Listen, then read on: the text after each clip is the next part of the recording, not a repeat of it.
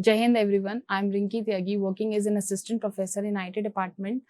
Today I am here to present my lecture on Java, OOPS using Java. This is my first lecture on OOPS using Java. First, we will understand what is Java. Java is basically a coding language, or we can say that it is basically a technology that was developed by Sun Microsystems in 1991. Later, Sun Microsystems were acquired by Oracle. So, who developed, the first question is who developed Java? The Java was developed by James Gosling and Patrick Norton.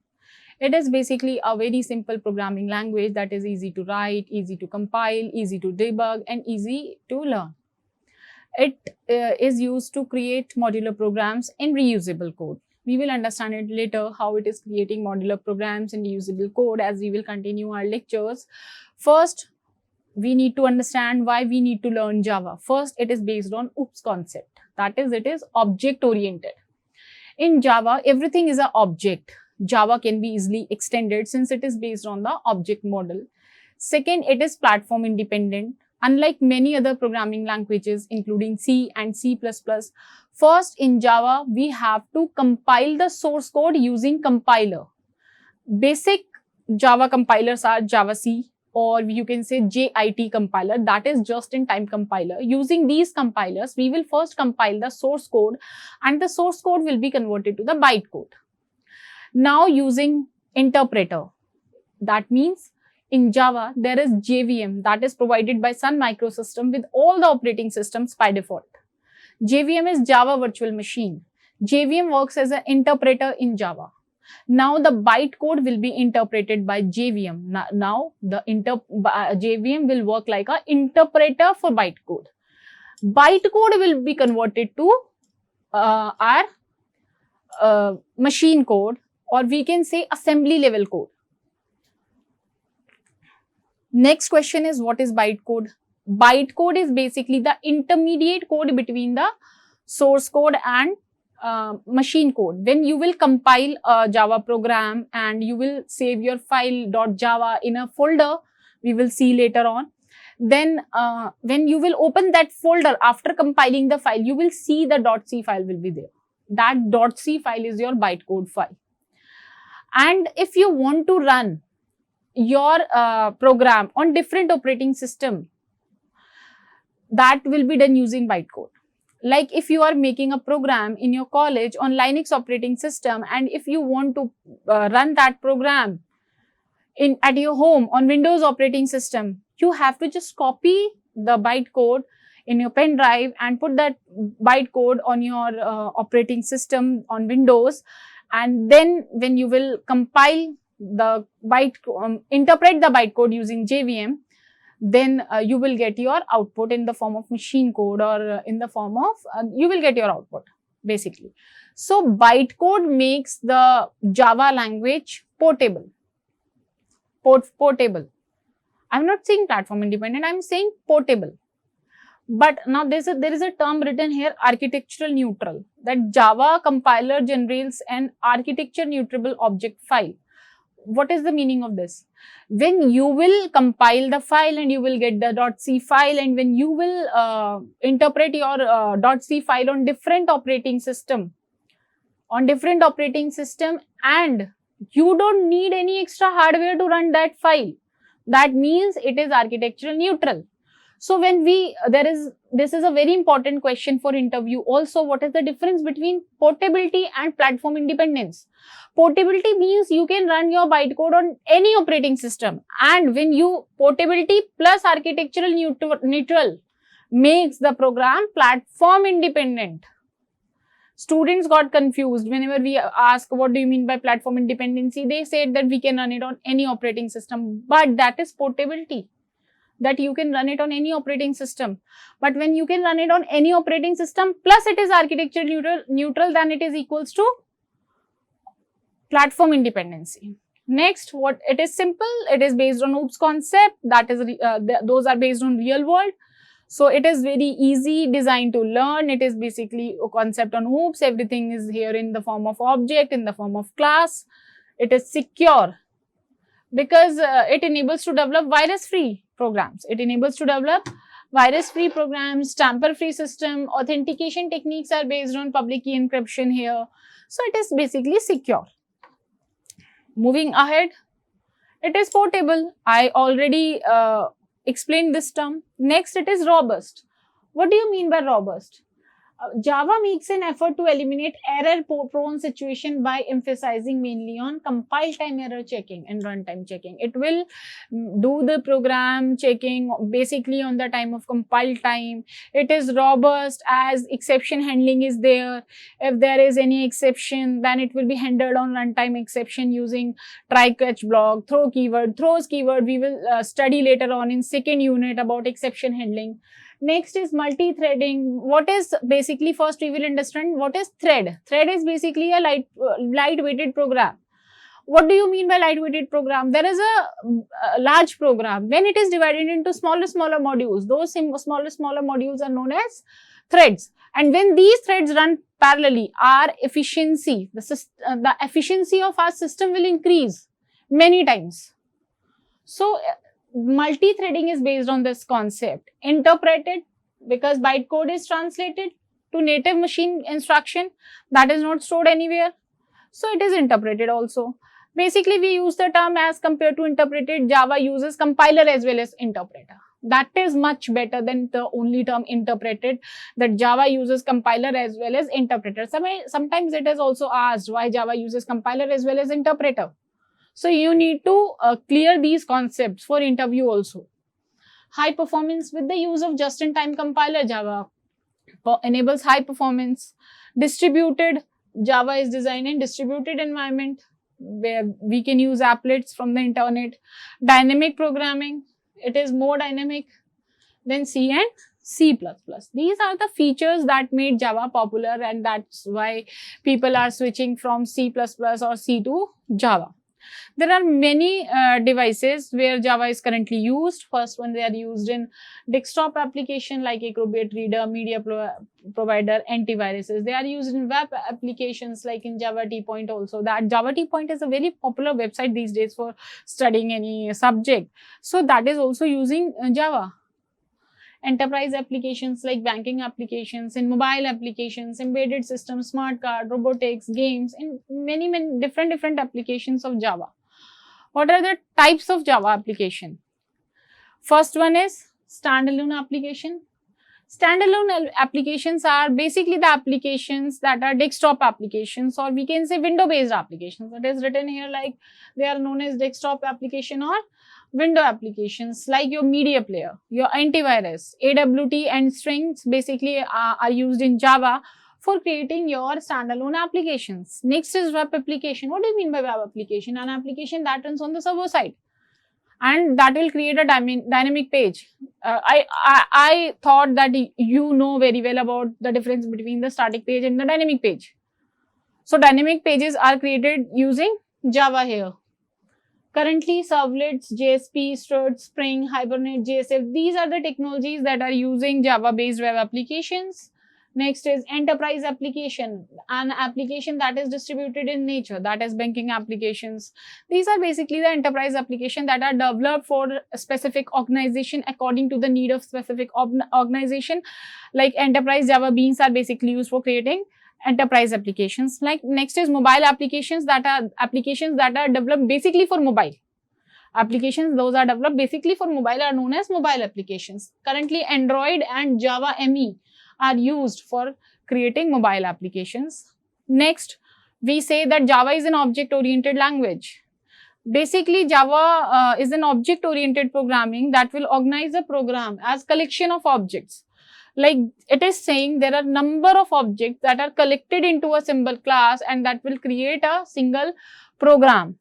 So basically, objects are known as instance of a class. Objects are known as instance of a class. When we are talking about, when I will use term that this is an instance of a class, that means I'm talking about object, that this is an object of a class. What are the basic concepts of OOPS, like abstraction, encapsulation, inheritance, polymorphism? First we will understand what do you mean by object. Like there is a pen in my hand and it is an object. I can see it, I can touch it, it is an object. But it has some features it has some behavior, it has some attribute. What are the attributes of this pen? That its body is silver and black, it is a smart pen, it can be what is its behavior? It can be used for marking my slides. That is the behavior of this pen. So this is an object that consists of some attributes or some behavior. What is a class? Class is basically a template. Class is basically a collection of similar object or similar methods. Like I am talking about a calculator program that will contain only addition, subtraction, multiplication, different methods based on these. We will not say that I'm going to running a bike for a method for running a bike, or for I'm not here to what bird is doing. That is not showing that. That is showing only calculation. So the class is a template basically, or a blueprint of an object that consists of only similar object or similar methods. So let's understand OOPS concepts. First, as I told, what is object? It is basically a real world entity like pen, your chair, table, computer, watch. An object can be defined as instance of a class. An object contains a unique address. Like if we are creating 5 to 10 objects, then the name of every object should be unique. Like there are number of students in a class. How you will differentiate the student having same name, same surname, same father name, same mother name? By roll number. So the roll number of every students make the students unique.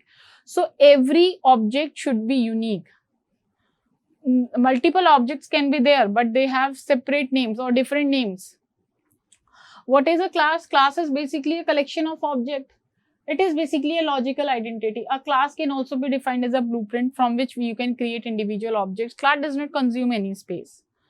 Next is inheritance. When basically we have our father, mother, we have our parent, and we inherit their genes. This concept comes from there.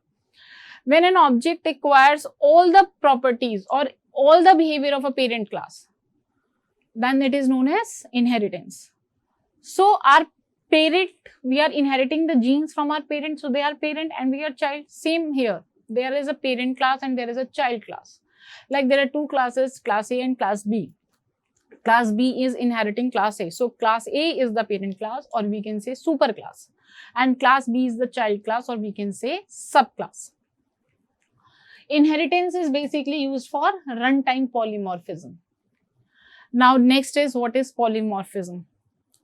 If one task is performed in different ways in different environment, like we are adding numbers, or understand it clearly, like we are calculating the area. When I'm saying area of circle, you are doing pi r square. When I'm saying area of square, you are doing side square. When you are doing area of rectangle, then length into breadth into height. So you are calculating area, but in different environment, it is behaving differently. When I'm talking about circle, it is behaving differently. When I'm talking about square, it is behaving differently. Same is polymorphism. Poly means many, or morphis means form. So if one task is performed differently in different ways, it is known as polymorphism, like shape, rectangle, triangle. We are talking about shape. There are different shape, oval shape, parabola shape. There are different shapes. They are showing different things. We use method overloading and method overwriting to achieve polymorphism. What is abstraction? Hiding internal details. See, what does it mean? When you are driving a car, you only know about the steering, you only know about the brake, you only know about the accelerator, or how steering will work, how my gear will work. You don't know about the internal working of an engine. That is basically a black box for you. So abstraction is only showing the important details and hiding the background. That is abstraction. Encapsulation, binding or wrapping up of data into a single unit, like a capsule. You are having a medicine in that capsule. You are taking that capsule and you just swallow it. You don't need to know how much dosage is there, but you just swallow it. So that is encapsulation. What is the difference between object-oriented programming language and object-based programming language? Object-based programming language features all the features of OOPS except inheritance. JavaScript and VB scripts are example of object-based programming languages. First, we will understand the difference between C++ and Java, why Java is more popular than C++, because both are platform independent. C++ is also platform independent, Java is platform independent. We are just comparing what are their similarities and what are their dissimilarities. We will see all the differences in this table. C++ is mainly used for system programming, but Java is used for application programming. It is widely used in Windows, web-based application, enterprise application, mobile application. There are different applications, standalone applications. Design goals are basically C++ were designed for system and application programming. C++ is basically the extension of C programming, but Java was designed and created as an interpreter for printing systems. But later it was extended to support network computing. C++ supports goto statement, but Java does not support any goto statement. C supports goto statement, C++ supports goto statement, but Java does not support any goto statement. C++ support multiple inheritance. Java does not support multiple inheritance. We will study later why, because there will be ambiguity problem. We will study later when we will study inheritance, what is multiple inheritance and why it is not possible. And basically, if you want to achieve multiple inheritance in Java, you have to use interfaces. C++ support pointers. Java does not support any pointers. You cannot write any pointer program in Java. C++ only uses compiler, but Java uses compiler as well as interpreter. C++ support both call by value and call by reference. Java supports call by value only. There is no call by reference. C++ supports structures and unions. Java does not support structure and union. C++ does not have built-in support for threads, but there are built-in classes for thread in Java. C++ does not support documentation comment, but Java supports documentation comment. C++ supports virtual keyword. Java does not have any virtual keyword. We can override all non-static methods by default. C++ does not support operator, this operator, but Java support unsigned right shift operator. C++ create new inheritance tree always. Java uses single inheritance trees. C++ is nearer to hardware. Java is not so interactive with hardware. C++ is object-oriented programming. However, in C language, single root hierarchy is not possible, but Java is object-oriented programming. First, understand the first basic program of Java. First, we will create a class in Java. Whatever will be done, whatever programming will be done, it will be done inside a class. So, first we will write public. Public is basically the access specifier that will say that this class will accessible to all the classes in Java. Then class is a keyword here that you are creating a class and this is the name of the class. The standard method says that the first letter of the name of class is always capital. You can write it in small. First, understand Java is case sensitive. Whatever is written in small, that will be considered as a small letter, and whatever is written in capital, that will be considered differently, because Java is a case sensitive language. So here the class is my first. So when you will save this program, then you will save it with the name of a class. That is my first Java program. Now you are opening the class here and this is a closing of class. You are writing your first program. So you will create a method that is public static void main string args. What is the meaning of this line? In C, you create the method simple method like void main. It is like that method also, but in Java we write public static void main string args. Whatever you are giving from console, it will be considered as a string out arguments. The input will be considered as a string arguments. Main is your method here. Void is making the value of main method null, and static is a keyword that will say that before loading any class in Java, compiler will first load the main method, and public is access specifier that any class can access main method. Now after main method, we open this method here and close this method here. Here we are writing system.out.println. In C, we use the command printf, but here we are using system.out.println and we are printing hello world. So what is the meaning of this? Println. Println, we can write print. If we write simple print, we are not writing ln here. What is the meaning of this? That we are printing all the commands into a single line. But when we are using ln, that means it is going to the next line. Out is the object of system class and system is a class here. See, in Java, there are packages, that is a collection of sub packages or subclasses, and interfaces also. So in Java, there is a keyword import is used. Whenever we are not using any package, that means there is a package is used by default here. And in Java, the by default package is import java.lang.star, and this.